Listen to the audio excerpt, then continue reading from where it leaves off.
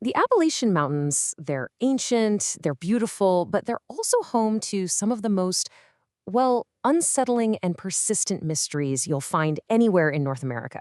We're talking about strange disappearances and bizarre encounters that they defy any easy explanation, where it feels like the land itself is part of the story. So let's just kick this off with a question that gets right to the heart of it all. I mean, really, how does a 6-year-old kid who's in the middle of a family outing, how does he just vanish, poof, in the time it takes to watch a commercial break? Okay, let's dive right into it. Our first story is one of the most famous and, frankly, one of the most heartbreaking cases in the history of the National Park Service. We're talking about the tragic and deeply weird disappearance of a little boy named Dennis Martin. Now, this timeline is absolutely crucial because it shows you just how fast everything went wrong. So at 4:30 in the afternoon, Dennis, who's wearing this bright red shirt so he's easy to spot, is playing hide and seek with his family. He disappears into the bushes. Just 5 minutes later, 5 minutes, his dad calls for him. Silence. And then, a little over an hour after that, this massive thunderstorm just opens up and washes away any tracks, any clues, pretty much any hope of a simple search. And this is where the story goes from a tragedy to something deeply strange. About 2 hours after Dennis was last seen, a family camping 7 miles away, 7 miles, heard what they described as an enormous and sickening scream. Minutes after that, they saw this rough-looking man hurrying through the woods. And then searchers found these bizarre footprints, miles from where Dennis vanished. One was barefoot, and the other was an Oxford-style shoe print that perfectly matched the shoes Dennis was wearing. The response to this was just unprecedented. We're talking over 1,400 people. This wasn't just volunteers, it was the FBI, even Green Berets who were fresh from Vietnam, scouring 56 square miles of some of the toughest wilderness out there. It was one of the biggest search operations the park had ever seen. And after all of that, what did they find? Absolutely nothing. Unbelievably, the park officials just dismissed those footprints. They said they were too far away to possibly be related. No shred of clothing, no remains, not a single trace of Dennis Martin was ever found. He was just there 1 minute and gone the next. So you gotta ask yourself, right? The Dennis Martin case is baffling, it's just mind-bending.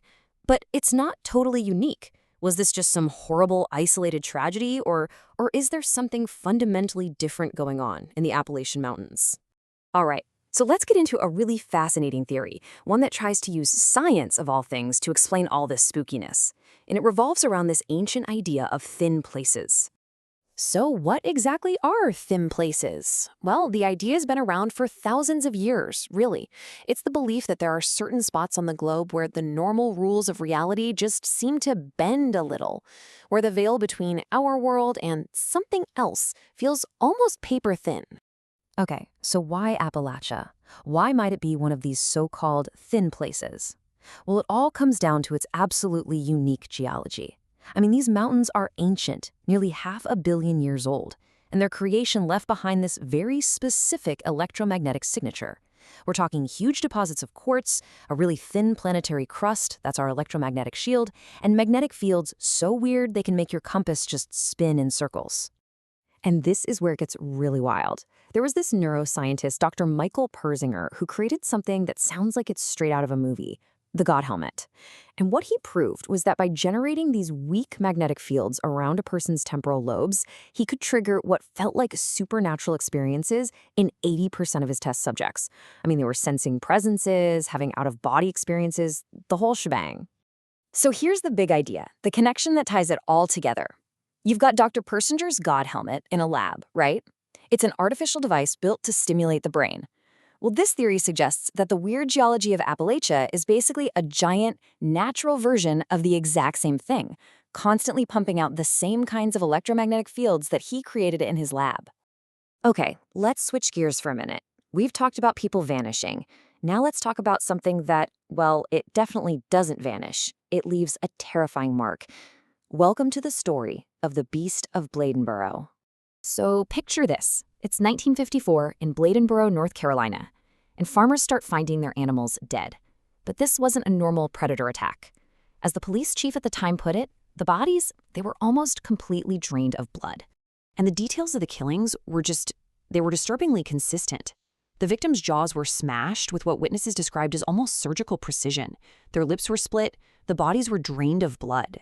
And maybe the most unsettling part, there were never any defensive wounds. No signs of a struggle. It was just efficient. There was one eyewitness, a guy appropriately named Tater Shaw, who found his goat with its skull just crushed. And his description is one that just sticks with you. He said his head was flat as a fritter. I mean, that paints a picture of incredible, brutal force.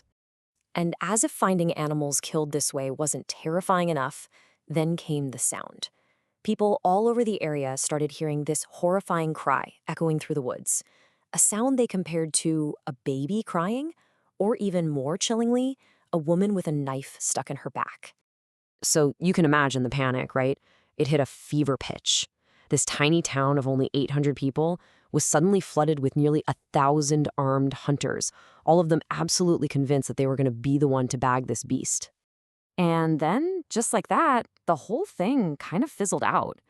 A local guy shot a bobcat, the mayor declared it the beast, and the killings, they did stop.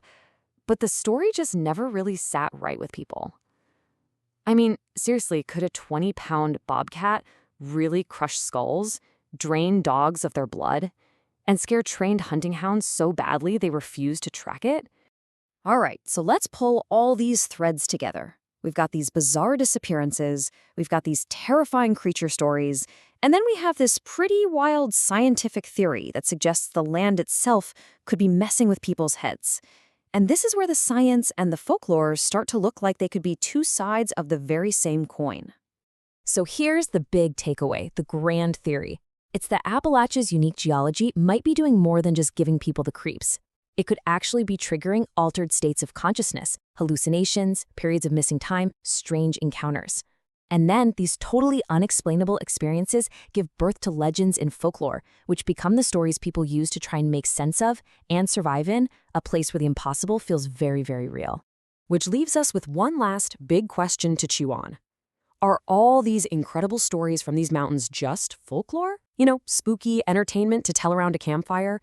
Or could it be something more practical? Could the folklore actually be a kind of survival guide, passed down through generations to help people navigate a place that seems to operate by a completely different set of rules?